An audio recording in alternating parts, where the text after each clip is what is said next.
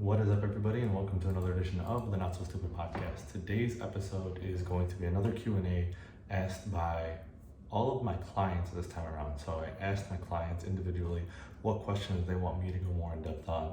I gave them a short, brief answer when they asked it, but I'm going to go a lot deeper in this podcast episode to help them out, help you guys out, because I'm sure if they have that question, you guys are going to have the same question as well, or at least a couple of them. So I'm gonna jump right into it basically. So starting with the first one, creatine is leading to water retention, the scale is flying up, how do I stop it? And this one is an interesting one because I think there's a lot of layers to this. So first and foremost, talking about strictly creatine and its impact on the body. The water retention you get from creatine is rarely a bad thing. I would say never, but I think it's negligent of me to say never. But it's rarely going to be a bad thing.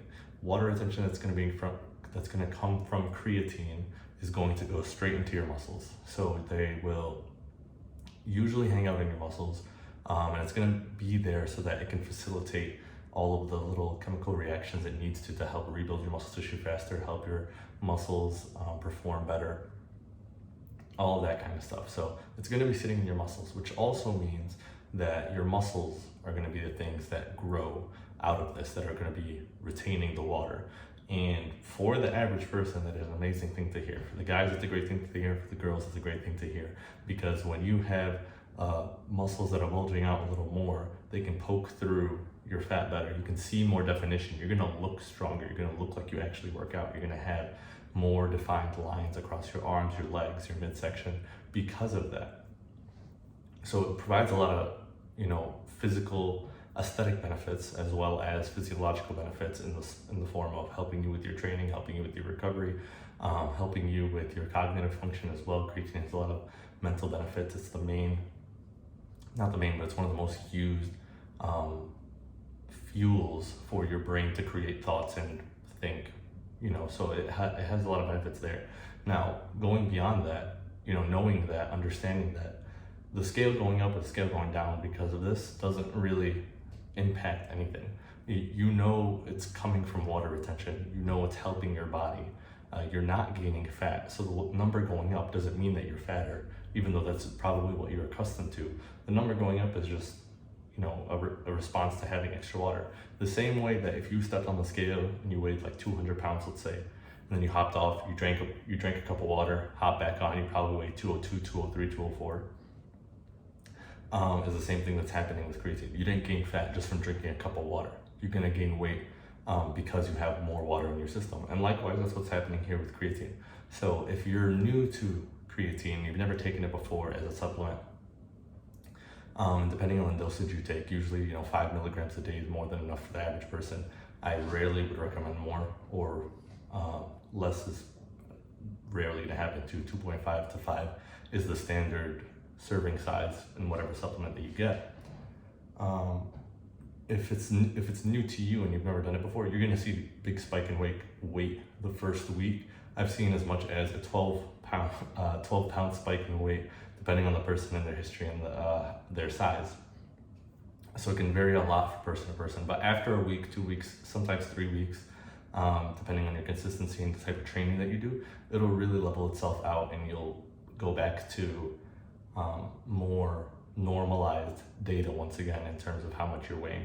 So creatine, the water that you retain from creatine is good for you. It's helping your body do the things you want it to do. That's why you're taking creatine in the first place. So it's normal to expect and see the scale go up, but the scale going up isn't a bad thing, and you fighting it is really what's harming you more than anything. Because again, you drinking a cup of water, jumping on the scale, is the same kind of effect that you're getting from drinking or supplementing creatine and retaining that water. Your body has more water inside of it. When you weigh yourself, it doesn't mean you have more fat. So the number going up isn't a bad thing. It's just an effect of something that you did.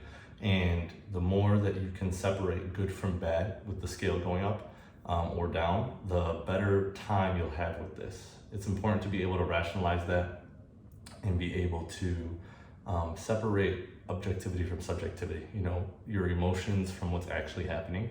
And what's actually happening is you're going to be getting stronger. You're going to be able to burn more calories in the gym because you're going to be able to lift more weights. You're going to be able to be on your feet, think on your feet a lot better because you have creatine to help you with your thoughts. You're going to be able to recover from your training, experience less soreness. You're going to be looking better because your muscles are going to have more of a pump in and out of the gym. So all the benefits really outweigh the con or the perceived con, I should say, because it's not really a con, of the scale going up temporarily, I should add, because of the water retention. So it's not something you can stop. If you're going to continue taking creatine, the only way you can stop it is by stopping creatine. It's not something you should try to stop either, though. It's something that you should learn to embrace and be okay with and kind of fight through as you learn to be okay with the scale and the number on the scale. So that was a really good question. Get it all the time, anytime someone is trying to take creatine or start taking creatine. This next question is really good. How important is a variety of exercises when it comes to fat loss versus hypertrophy? Hypertrophy being the pursuit of gaining muscle mass. So a variety of exercises is important. You should have a variety, but you shouldn't always be changing the variety. For depending on where you are in your experience in training, having a solidified training program with built-in progressive overload week to week is the way to go. Each training block should have a certain amount of variety, and each training day should have a certain amount of variety as well, so that you can hit all of the muscle angles appropriately to target the different movement patterns to help with your joint, so that you're not overloading one side of your joint more than the other, so you're not creating any aesthetic imbalances as well. I see this a lot with people with their chest and back more than anything, is they'll always attack one angle of their chest or one angle of their back, and then the top or bottom portion of their back and chest aren't as proportional, and they're not as firm, they're not as lifted, and it doesn't look the way that they want it to. So having variety in that regard is really important, but too much variety can be a bad thing too. So there needs to be a balance in how much variety you're having. When it comes to, again, designing a good training program, you want a variety of exercises. For chest, for instance, hitting the upper chest, hitting the middle chest, hitting the flat chest, the center chest, through the week, multiple times a week. And then the decline chest is always an optional thing that you can add. Most people don't really benefit from them unless you're a performance athlete, but for the most part, you can get away with just having those three variations week to week, or I should say day to day, throughout your training week, and then changing the specific exercises for those variations, block to block, training block to training block. Now, when it comes to fat loss versus hypertrophy, there is going to be a difference in what is going to cause more muscle damage to help with hypertrophy. Because hypertrophy is an adaptation that your body has as a result of breaking down muscle tissue. So you want to break down more muscle tissue while you're in a hypertrophy pursuit. And you want to do that in a lengthened state, where your muscles are in a lengthened state, so that they can stimulate the most muscle damage, and in return, your body is going to build the most muscle tissue. Because again, it's a response to help you adapt to the stimulus that you're providing to it. If your body isn't feeling challenged or stressed by the training that you're doing, it has no reason to change. It has no reason to add more muscle tissue, because you're not challenging it to a point that it needs more muscle tissue. And that's kind of the secret of hypertrophy, is challenging your muscles and choosing exercises that are challenging in various lengthened positions to help you, to help tell your body like, hey, this shit's hard, man. I need more muscle tissue. You gotta build me more muscle tissue so I could do this more often, consistently. When it comes to fat loss, the goal in fat loss is to lose fat. You still need a variety of exercises, mostly for joint health, but also you need a variety of exercises for muscle maintenance. It's a lot easier to maintain muscle than it is to build muscle. So the variety isn't as extreme in fat loss as it is in hypertrophy. Or I'm sorry, I shouldn't say extreme. It's not, you don't need as much variety in fat loss as you do in hypertrophy. And it's relatively easier to design a training program that is designed for fat loss and maintaining muscle than it is for hypertrophy, just because you don't have to be as complex or as various, using variety as a verb, as various with the exercise selection. But when it comes to hypertrophy, you want the different angles, and you really want to focus on, again, like I mentioned earlier, the lengthened positions of the muscles being challenged. So using biceps as an example, there are essentially two types of curls, because the bicep has two heads, bi meaning two. So it has the front head, which can be challenged with your elbows in front of your body. And this is gonna be exercises like preacher curls, spider curls, barbell, regular barbell curls even, where your barbells not your barbells, your elbows are in front of your torso. That's gonna always challenge the shortened position of your bicep because your shoulders are flexed. Whereas if you do curls with your elbows behind you, where your shoulders are extended, like with incline dumbbell curls or with reach back cable curls, you're training your bicep in the lengthened position. And the lengthened position will always cause more damage than the shortened position. You're gonna get a lot, an easy way to gauge this for a hypertrophy perspective, you're gonna get more sore doing lengthened position exercises of the same volume, the same sets and reps and weight, as opposed to shortened position exercises of the same sets and weight. Shortened position really doesn't challenge the muscle all that well because it's made to be contracted, essentially, right? So your bicep contracts by closing your elbow, flexing your elbow, but it also contracts when you're going from a straight elbow, as I'm showing the visual here in the video on YouTube, from a straightened elbow to a half contracted position. This part rarely doesn't get trained as much, but needs to be focused more in hypertrophy because it's going to create more muscle damage for you, and it's going to attack it from a wider angle and hit more muscle fibers than it would from a shortened position. So having that option and understanding the joint angles and how they're going to help with attacking the angles, attacking the different movement patterns of your muscles is really important for hypertrophy more than fat loss. Both important, hypertrophy a little more important, and that's the difference between a smart training program and a not so smart training program, is understanding the joint angles, how you use it throughout the week, and how you organize it in the day as well. Because doing, for instance, a shoulder flexion exercise at the end of a training program as opposed to earlier in the training program can lead to a lot of posture and joint issues throughout the day after your training program. Whereas if you end with a shoulder extension exercise as opposed to a flexion exercise, you will experience better posture, healthier joints, and the like for the rest of the day because you ended off in a stronger position for your body. So these little things when you're designing a training program make a big difference. Got a question. This one is actually not from a client. This one's from an Instagram story swipe up because I talk with my hands a lot on my Instagram story, and they notice I'm wearing an Oura Ring and they're asking me how I like it. And right now, I'm recording this episode July 1st, and I got this ring the end of July 2020. So I've had it for almost a year, and I gotta say I love it for so many different reasons. It's my step counter for the day for one. It tracks my activity, how often I move, how much I exert myself. It tracks my body temperature to see how well I'm recovering versus not recovering. And my HRV, which is my heart rate variability, as well as my resting heart rate, to also again see how well I'm recovering, how well my training and sleep are working together to make sure I'm a living, functioning human being. Now, the thing I love the most about it is the sleep tracker, because I always thought I got good sleep, and in a very basic definition of sleep, I do get good sleep. I get the hours of sleep that I need usually. I'll be in bed for usually 8 to 9 hours, get 6.5 to 8 hours of sleep any given night.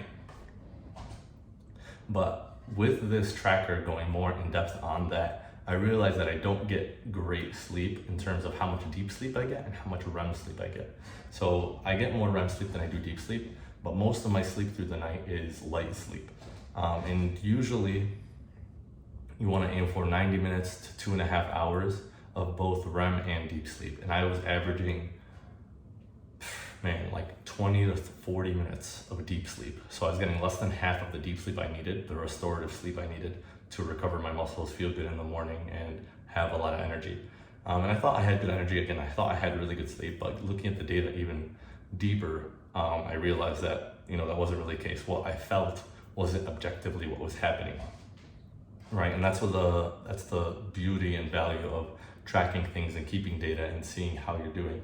So in seeing that, I started working on my sleep a little more, doing all the things I help my clients do with getting better sleep, helping getting deeper sleep. But I never actually got, I'm trying to swallow, I couldn't swallow.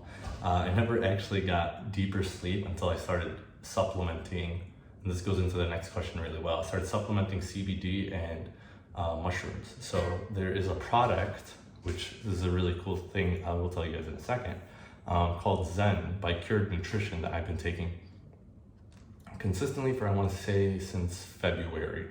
And I've tested it on and off to see how well it's actually helping me. And ever since I started taking a certain dosage of it, I think I usually average 2 capsules per night. Ever since I started taking 2 capsules per night, I'm getting 90 minutes to 2 hours of deep sleep consistently, very easily. And it's made all the difference. Like my readiness score on my Oura Ring, which is how well I'm recovering, how ready I am for activity that day, for strenuous activity, has been higher than it's ever been. My HRV has been higher than it's ever been as well. I was usually averaging 40s to 60s. On the HRV, I'm getting 70s to 80s, and a couple times I got 90s, which is really exciting. And then I stopped taking it for a period of time just to see if this is a placebo or not, or whatever. And it could still be a placebo because I knew I stopped taking it. But that 10-day span where I didn't take it, and then also the 2 weeks where I was on vacation where I didn't take it, sleep wasn't too good. For vacation, I am taking it as a time zone change. I went to Hawaii, so it was like 5 time zones away from Chicago time zone. So it's a really big difference, big stress on the body, and a lot of adjustment to be made. So I'm not gonna pretend like the product was the reason I had bad sleep while I was on vacation. But while I was in Chicago, while training regularly, and I stopped taking it for a 7 to 10 day period, deep sleep went down immediately after. So I recognize the adaptogenic effects of the reishi mushroom that's in there, and the CBD, the calming CBD that's in there as well. It's helping me sleep better and recover better as well. And the really cool thing here is, I've been taking Cured Nutrition, like I said, for about 5 or so months. And I've been taking a few of their other products as well, just to test it around. And I gotta say, it's dramatically helped. Sleep, more than anything, but with focus as well. They have a product called Rise that helps with mental clarity, helps to give you energy. And then they have a product called Oura as well for gut health and immunity. It's not something I use personally, but a few people close to me use because they have gut distress, IBS, leaky gut. And they've seen a dramatic amount of benefit from those also. I'm very impressed with their entire line of products, their philosophy of holistic health, and opting for clean, sustainable ways to improve your life while keeping it in your control. And it was for that reason that I reached out to them to see if I could partner with them. And after a couple interviews, the Not So Stupid podcast is now partnered with Cured Nutrition. And I'm gonna post a link in the show notes for you guys to check it out. Again, I can't say enough good things about the Zen in particular, which is their sleep aid CBD mushroom formula, as well as Rise, personally, because those are the ones I've tried the most. But you guys can check them out as well, try them out for yourselves, and use code STUPIDFIT, partner code STUPIDFIT, for your little discount, 15% off any product that you want to try for the first time. I definitely recommend going with the sampler. It's they give you a cool little pouch, very nice and organized, and they give you a good amount, I think like 4 or 5 days worth of several different products. So you guys can test it out for yourselves, see how you like it. And it's relatively affordable too for a sampler pack. So big announcement, we're now partnered with Cured Nutrition and Strong Coffee Company. Those are 2 sponsors for the podcast. Both codes are STUPIDFIT for 15% off, and these are products I use on a daily basis that I know you guys are gonna get a lot of value from as well. So definitely recommend checking it out if you have never heard of them or never tried it out before and feel like you can use the help in these areas as well. But I mentioned earlier, this question about the Oura Ring, how I like it and why it's helpful to me, goes really well into the next question, which is the impact of CBD and THC on training and recovery. And I'm going to divide this up into two questions, one for THC, one for CBD, because they are different things. THC being the psychoactive compound of marijuana, CBD being, the not psychoactive compound of marijuana. It's doesn't alter your mental state or anything like that. And I looked up a few studies for this just to make sure that I was citing things correctly, because I had some off the top of my head that I knew to reference, but wanted to be sure that I got the right information. Didn't want to give you guys something false because of bad memory. So there is, again, starting with THC, there was a systematic review done just 2 years ago, 2018. And if you don't know anything about research, systematic review is like S tier, top tier, best research review that you can go for a conclusion, because it analyzes all of the studies that were done on this topic. This one in particular looked over 15 well-published studies over the span of 10 years and cross-referenced them to see and give a final conclusion on how good THC actually is for training. And the conclusion it came to after looking at all these studies is that THC does not enhance aerobic exercise or strength. And so basically what it's saying is your muscles and your lung capacity and your heart don't gain any benefit, significant benefit. There are marginal benefits to some people looking at the study, but overall as a whole, looking at I think it was, let me double check, 462 people that were tested across the 15 published studies, there wasn't a significant enough change, positive impact to say that this was helping, or a negative enough change to say that this is hurting you if you take THC prior to training or while training or post-training. Those were like the three general times that they used it in the study to see how it impacts how it impacts your recovery once again, and your performance in those things. Now, I should add, anecdotally speaking, I work with clients that, obviously this was a question asked by a client, I work with clients that use this to pre-training as like a pre-workout thing. And the two things I would say is the dosage makes a big difference, and the person using it makes a big difference, and their experience using it as well. I think if you're an experienced user, it could help you more or not provide any negative impact. It's less likely to provide a negative impact in your training if you're a more experienced user not using a high dosage. Whereas if this is going to be the first time you ever use it and you do way too much, you're going to have a hard time lifting at all or getting a good mind-muscle connection. Anecdotally speaking, I've had clients that needed to work out, puts them in a good headspace, it gets them zoned in.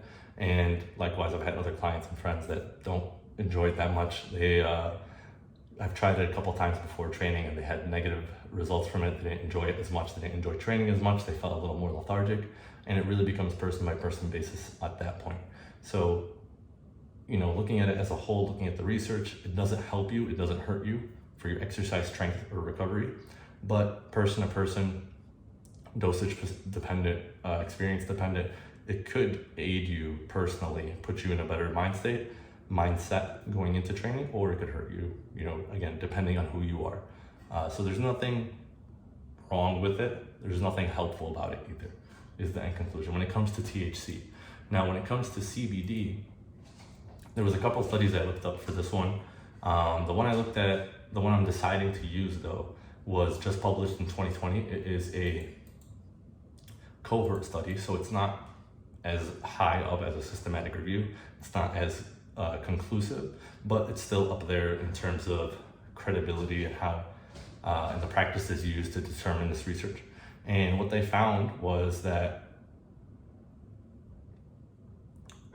man, really choked on that one. What they found was that CBD has been reported to exert a number of physiological, biochemical, and psychological effects that have potential benefits to athletes. They found measurable differences in the in athletes' performance for sprinting, bench pressing, and bodyweight squatting. These were the three main different types of exercise that were being used, and they found that their rate to exertion, the rate of perceived exertion went down because CBD helps limit the inflammatory response that's caused by training. So you're less likely to experience any burning sensation, and you're less likely to fatigue as soon as you would without it.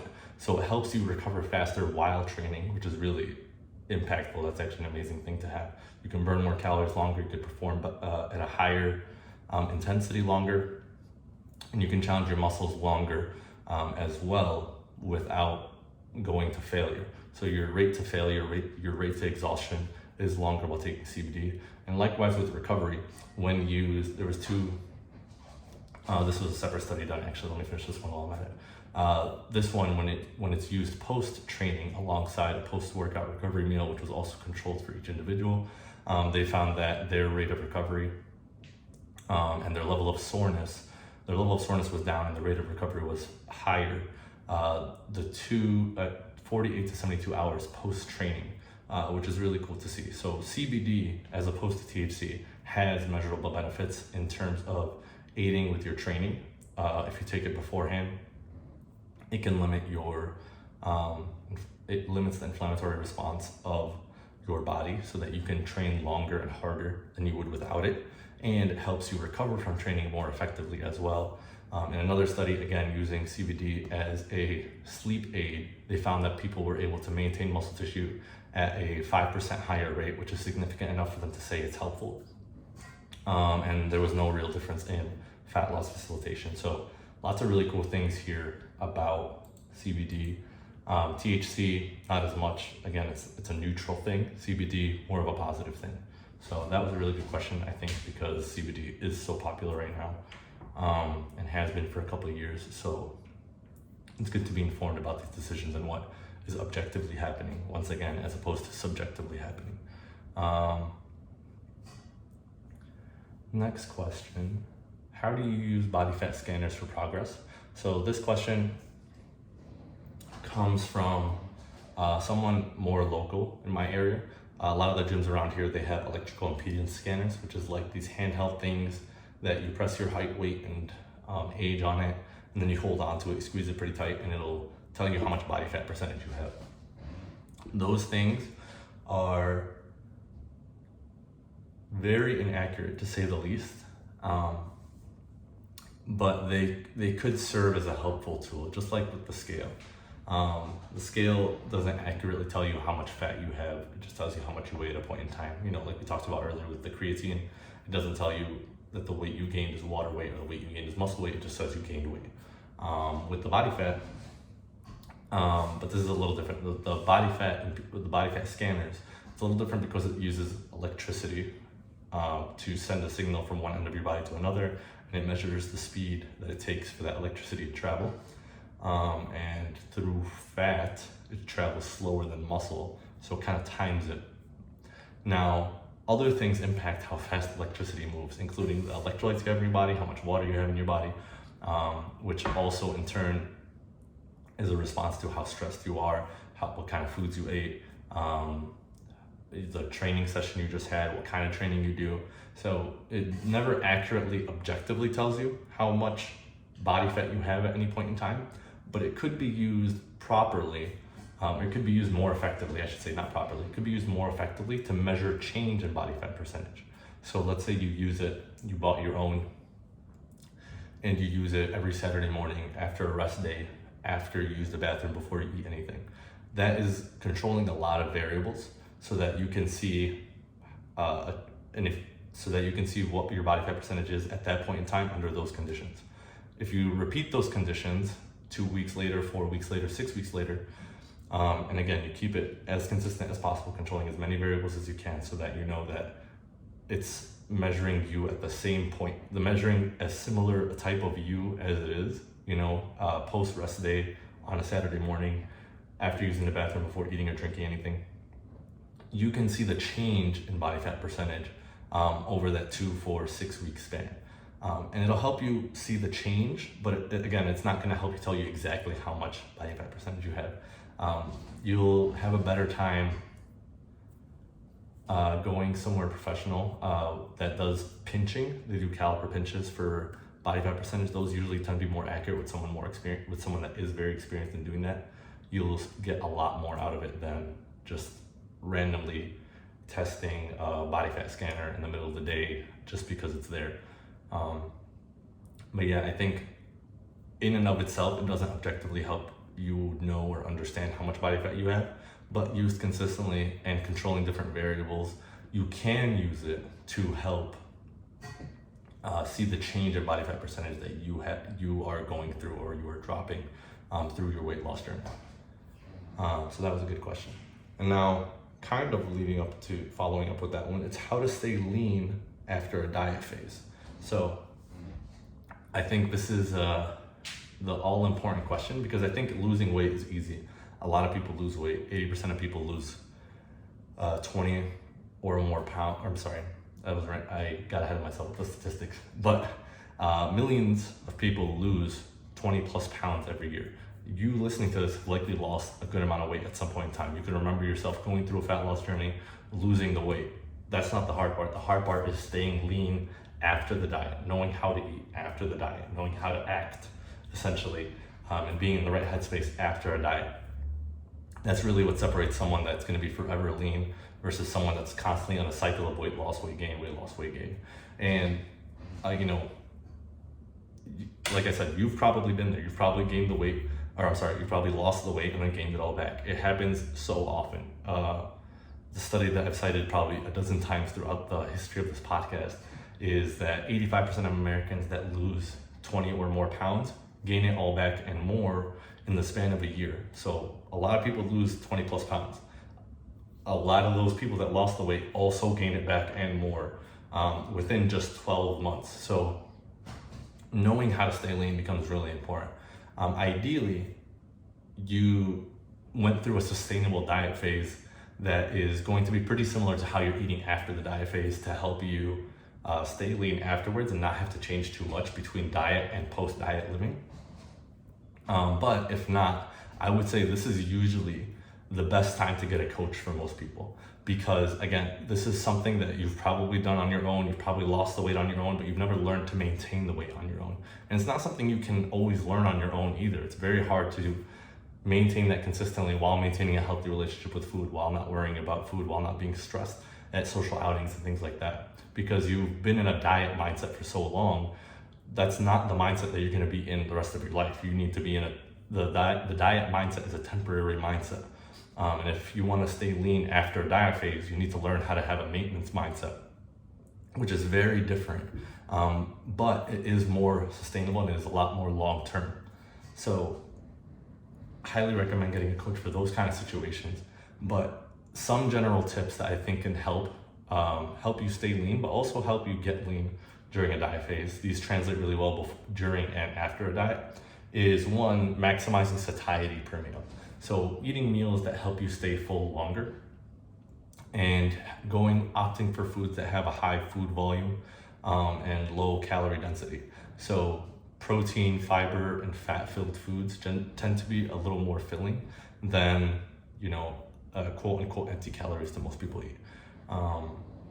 Processed foods and things of the like. You can have a 300 calorie candy bar that's as big as the palm of your hand, or you can have a 300 calorie salad that takes up a giant bowl on your table.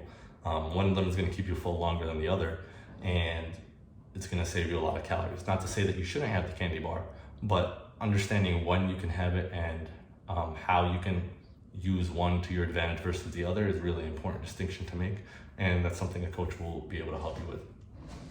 So maximizing satiety per meal, that's going to be the first thing. Opting for lean proteins, high fiber foods, which are going to be fruits and vegetables, and fattier foods, which are going to be oils and nut butters and things like that. Off of that note, building meals around protein becomes really important as well post diet phase. And the reason for that is because, one, again, for satiety, protein is going to help you stay full longer. But two, this is usually the first thing that people let go of after a diet, but you're going to need it to maintain the muscle tissue that you've built built and maintained during a diet phase and before that. If you've done a building phase before that, you want to maintain the muscle mass that you have, because that's what's going to keep you looking good for the long run. So building your meals around protein, starting with a protein source, and then afterwards